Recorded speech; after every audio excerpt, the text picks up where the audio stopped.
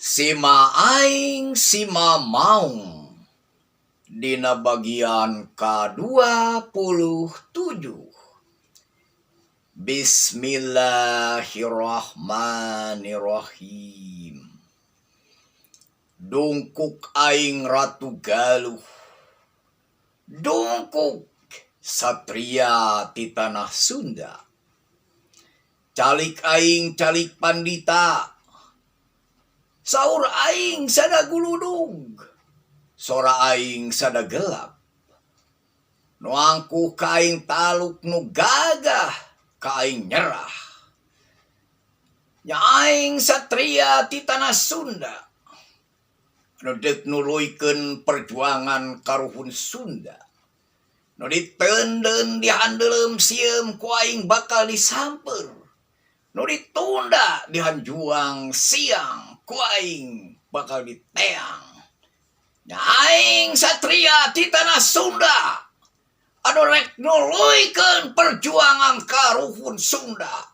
Sunda kudu tandang, Sunda kudu menang, Sunda kudu manggung. Moal mundur sasiku, moal ngejat satunjang beas. Nya aing satria Sunda anu bakal makalangan, bakal menang, bakal mimpin agama, bangsa, katut negara, bakal mimpin nasional jeung internasional.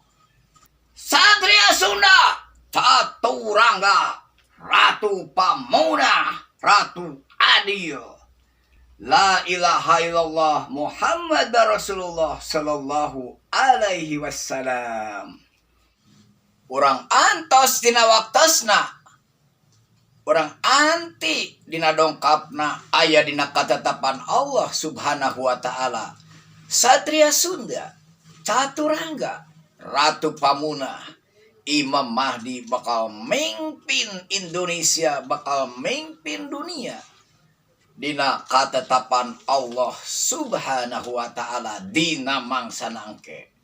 Salam ti Mang Cep Hendriana salaku panyambung letah, Eyang Siliwangi panyambung letah, Eyang Ajar Padang panyambung letah karuhun sadayana. Wassalamualaikum warahmatullahi wabarakatuh.